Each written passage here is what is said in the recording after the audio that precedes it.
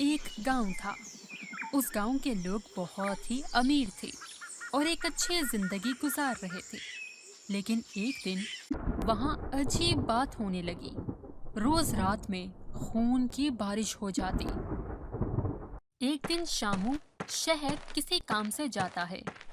काम के सिलसिले में उसे काफी रात हो जाती है, लेकिन उसे टाइम का कुछ अंदाजा ही नहीं होता। शामू फोन पर अपनी बीवी निशा से बात करता है। अब बहुत रात हो गई है, अब आप सुबह ही घर वापस आना। अरे पगली, कुछ नहीं होता। बस कुछ ही देर में मैं गांव पहुंच जाऊंगा।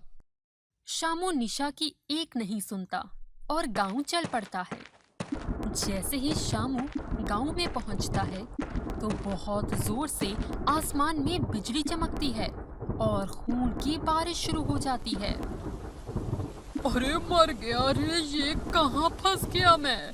निशा ठीक ही बोल रही थी, लेकिन मैंने तो उसकी एक नहीं सुनी। शामू भागकर पास के एक पेड़ के नीचे खड़ा हो जाता है। तभी चुड़ैलों की नजर उस पर पड़ती है तो वो शामू की तरफ आने लगती हैं। निशा ठीक ही तो बोल रही थी, उसकी ना मानकर मैंने गलती कर दी। अरे भगवान, मुझे आज बचा लो। आज के बाद मैं ऐसी गलती दोबारा नहीं करूंगा। लेकिन तब तक सारी चुड़ैलें शामू को पकड़कर खाने लग जाती हैं और फिर वहां से गायब हो जाती हैं। और दूसरी तरफ शामू के पूरी रात घर ना पहुंचने पर निशा को बहुत फिक्र होने लग जाती है। वो गांव की तरफ निकल पड़ती है। निशा जैसे ही थोड़ा आगे जाती है, उसे एक पेड़ के पास शामू का सर पड़ा हुआ नजर आता है। निशा वहां ही रोने लग जाती है। आपने मेरी एक नहीं सुनी। देखे ना, ये सब क्या हो गया। अब मैं सारी जिंदगी अकेले कैसे गुजारूंगी। ये खबर पूरे गांव में आग की तरह फैल जाती है। लोगों का डर और बढ़ जाता है। रात होते ही सब अपने अपने घरों में बैठ जाते हैं। कोई भी रात के अंधेरे में घर से बाहर नहीं निकलता। एक दिन शानी नाम का बच्चा, जो अपने माँ के साथ रहता था, वो रात को अपने घर बॉल के साथ खेल रहा होता है। बॉल घर से बाहर आ जाती है। बच्चा बॉल के पीछे जैसे ही घर से बाहर आता है, बाहर चुड़ैलें उसे पकड़ लेती हैं। माँ, माँ बचाओ मुझे, इन चुड़ैलों ने मुझे पकड़ लिया। माँ बचाओ मुझे। बच्चे की आवाज सुनकर माँ भागते भागते अपने बच्चे को बचाने आती है। छोड़ दो मेरे बच्चे को, छोड़ दो। वो चुड़ैलें माँ और बेटे दोनों को खा जाती हैं।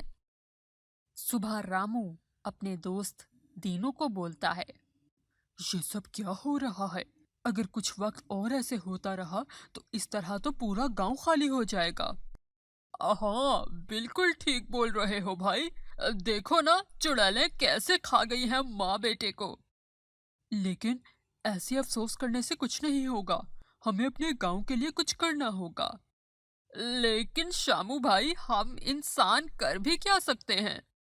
जब तक हम इंसान अपनी मदद आप नहीं करेंगे, तब तक तो ऊपर वाला भी कुछ नहीं कर सकता। फिर रामू और दीनू दोनों दोस्त मिलकर जंगल के बाबा के पास मदद लेने जाते हैं। बाबा रामू और दीनू को एक तरीका बताता है। रामू और दीनू दोनों पानी का एक टैंकर तैयार कर लेते हैं और रात होने का इंतजार करने लग जाते हैं। रात होते ही खून की बारिश शुरू हो जाती है। तभी उस बारिश में चुड़ैलें नीचे आने लग जाती हैं। रामू चुड़ैलों को देखते ही पानी के टैंकर की तरफ भागने लग जाता है। चुड़ैलें भी उसके पीछे भागने लग जाती हैं। आज चुड़ैलों, तुम लोगों की आखिरी रात है। तभी टैंकर पर खड़ा दीनू बोलता है, और रामू, अपनी जान बचाकर भागो। एक गड़बड़ हो गई, ये टैंकर चालू नहीं हो रहा। दीनू भाई, ये क्या बोल रहे हो? उधर चुड़ैलें रामू को पकड़ने वाली होती हैं कि ऊपर से टैंकर चालू हो जाता है।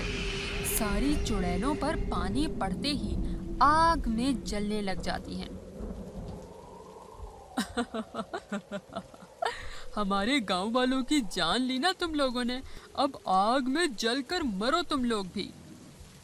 इस तरह रामू और दीनू की कोशिश से गांव वाले उस मुसीबत से निजात पा लेते हैं। इस तरह दोबारा से सब गांव वाले हंसी खुशी रहने लग जाते हैं। हेलो दोस्तों, आपको हमारी ये कहानी कैसी लगी? हमें कमेंट करके जरूर बताएं। शुक्रिया।